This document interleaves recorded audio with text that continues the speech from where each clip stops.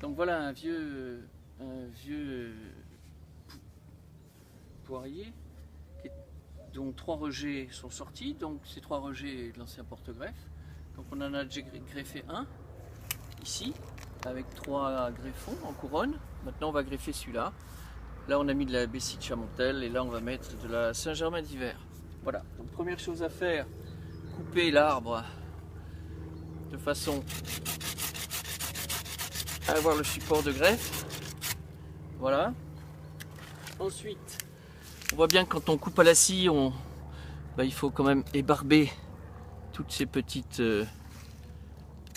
mèches qui dépassent pour que la plaie soit bien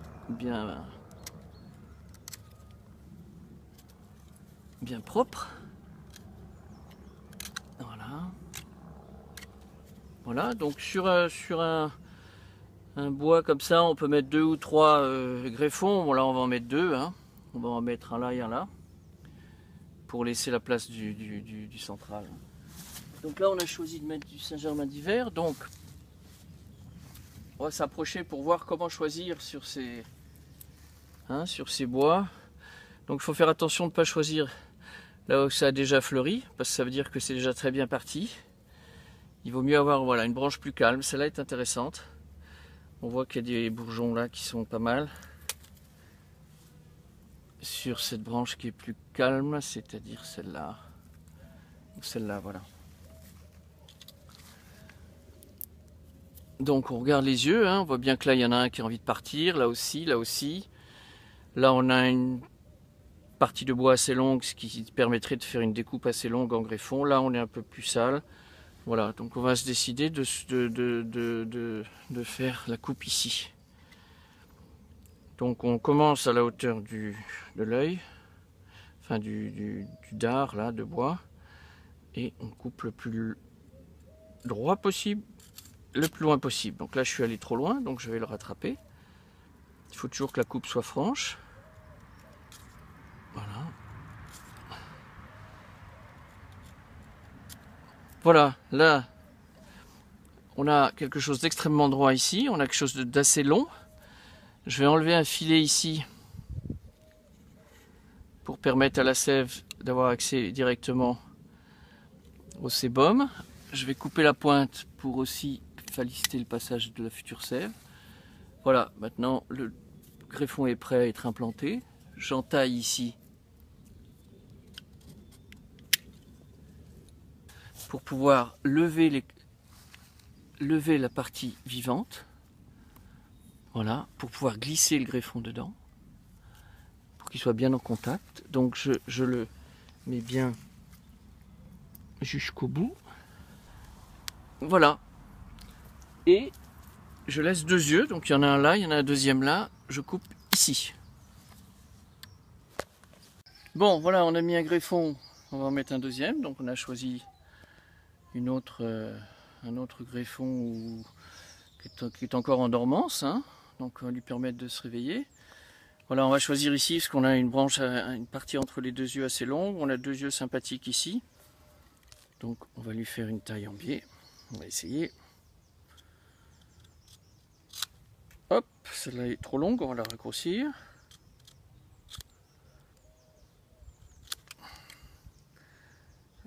Là elle est un petit peu en concave, donc on rétablit un peu la taille.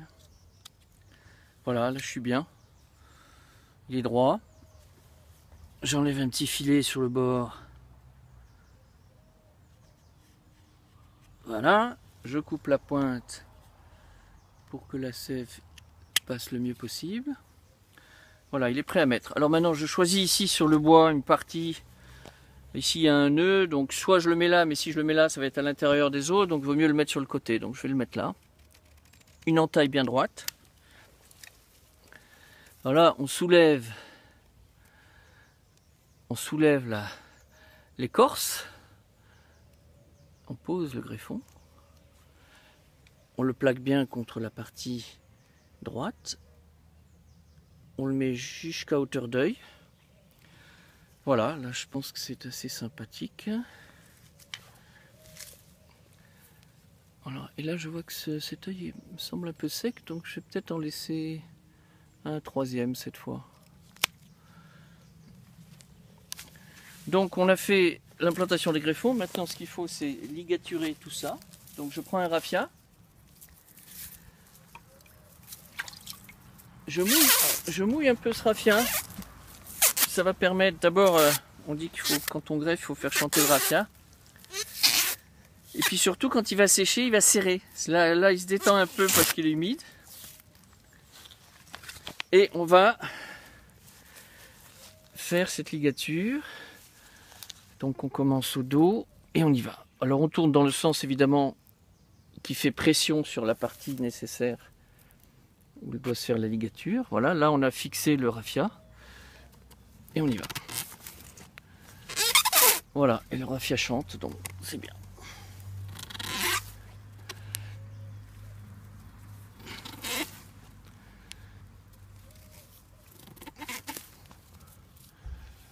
Voilà.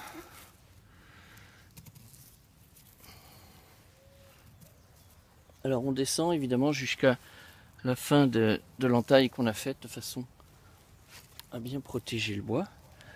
Donc ensuite on arrive par là. On fait une boucle ici. Cette boucle on la passe dans l'autre, ce qui permet d'attraper le lien, de le tendre, et à ce moment-là, avec le lien qui est en haut, on serre la fer. Là on coupe un peu ce qui dépasse. Donc ensuite quand ce sera fait, on peut avec ce truc là, simplement en tirant, défaire le nœud et enlever le raffia quand il aura pris. Mais bon, moi en général je laisse et puis il se désagrège tout le temps quand on n'a plus besoin. Ceci étant fait, il faut faire l'étanchéité de la greffe par rapport à l'extérieur. Donc on prend cette pâte qui est intéressante parce que c'est de la cire d'abeille mélangée à je sais plus quoi. Et c'est surtout une pâte qui n'a pas besoin d'être chauffée. Donc on peut comme ça facilement travailler. Donc on protège toutes les parties qui ont été blessées, coupées, etc. de façon à ce que l'eau n'y pénètre pas et bien d'étanchéifier toutes les parties sensibles, de façon à ce que l'eau ne pénètre pas à l'intérieur. Voilà, donc les outils peuvent être très simples. Moi je travaille avec un tournevis, je trouve que c'est le meilleur outil que j'ai trouvé. En tournant comme ça, j'arrive à bien mettre de l'enduit partout. En tournant comme ça aussi.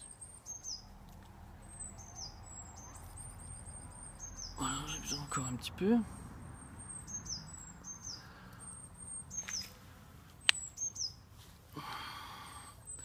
Donc là c'est de la Saint-Germain d'hiver, c'est ça hein?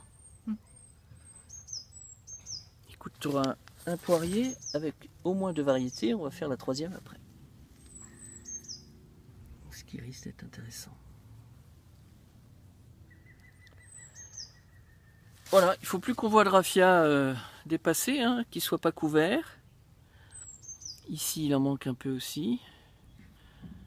Voilà. Voilà.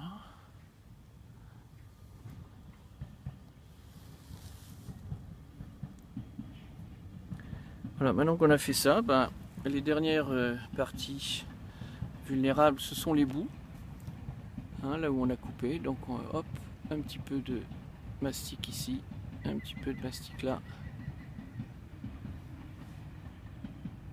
Voilà, on attend maintenant quoi? On est en pleine montée de sève, donc il se peut très bien que très vite les yeux poussent. Et ce sera la surprise, pour savoir si la greffe a pris ou pas. Voilà. Voilà, donc on en a fait 2, on fait la 3e. Donc là on va peut-être, on verra si on met 1 ou 2 greffons. Hein, on va greffer de quoi? De la Mechirjan, une vieille poire très intéressante aussi. Un coup de sécateur en mettant bien la partie fer du sécateur vers le haut, parce que si on fait comme ça on blesse l'arbre. On peut faire un petit peu de ménage sur la circonférence. Voilà, ouais, ça c'est intéressant. Il y a 2 greffons bien au-dessus là. Il n'est pas parti encore en haut. Si on arrive à bien le couper, ce sera une belle pièce. Allez.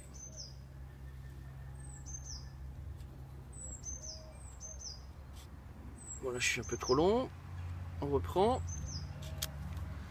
Ben, ça c'est pas mal, parce que finalement il est long. Il est droit. Je vais juste l'affiner un petit peu sur la pointe.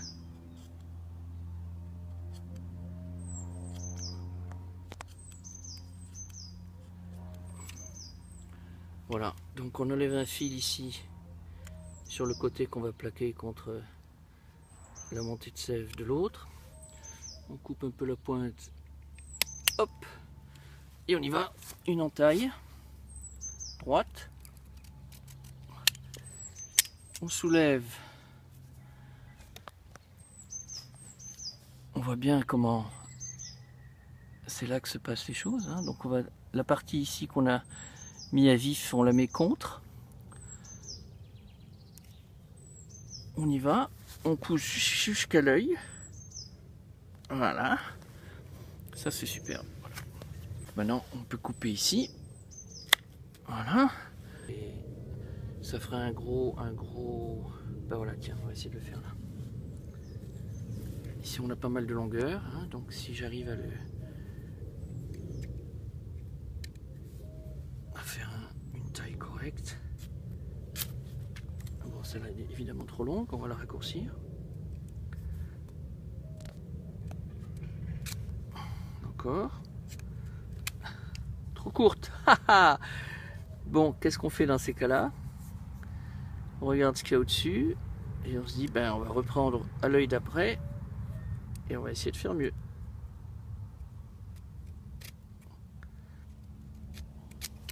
Voilà, celui-là est pas mal. On va l'affiner pour qu'il soit bien droit. Voilà, il est très souple, j'ai l'impression que ça va être bon ça. On coupe le bout. On enlève le fil ici pour que la relation se fasse le mieux possible entre celui qui attend la sève et celui qui va la donner. Ces deux yeux sont chouettes. Voilà, on vient ici donc.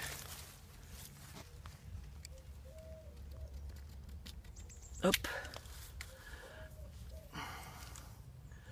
On soulève. Voilà. On rentre.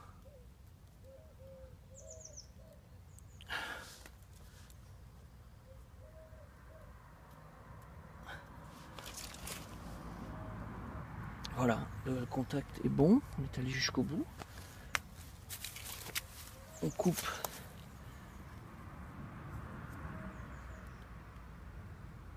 ici. On prend un raffia.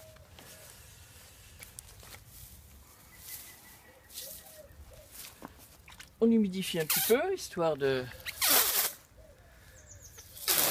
faire chanter, hein. Et on y va. Alors, une pointe vers le haut, une boucle comme ça. On retourne dessus. On se pose entre les deux greffons. Voilà. Et on y va. On tourne dans le sens où il faut plaquer les greffons sur le porte-greffe. Bon, maintenant, il y en a qui font ça avec du plastique, avec des élastiques, etc. Ce qui est peut-être plus facile, mais bon. Moi, j'en suis encore au raffia. D'un côté, c'est ce que m'a appris mes professeurs au jardin de... Voilà, donc on voit bien de ce côté-là. Hein, on voit bien de ce côté que ben, je descends avec le raffia jusqu'à couvrir complètement l'entaille que j'ai faite. Hein. Voilà. Voilà. Maintenant, on fait une boucle. On la passe à l'intérieur de l'autre. On attrape les raffias qui sont là-haut. Et on tire. Voilà, pour fermer l'affaire. On a de la chance, tout s'est bien passé. Hop. Hop. Dernière manœuvre.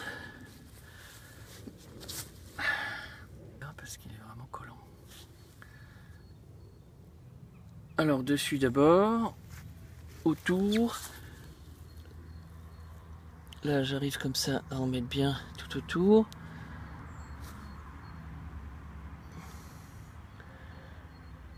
Je descends en laissant l'œil au ras. Je couvre le reste. Je couvre bien des deux côtés.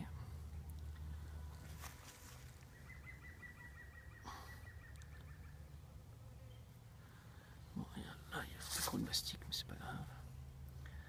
Il vaut mieux qu'il y en ait trop passé.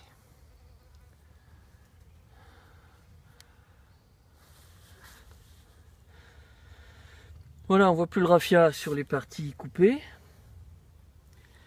Il reste là-haut les deux petites greffons dont on protège en haut, et celui-là également.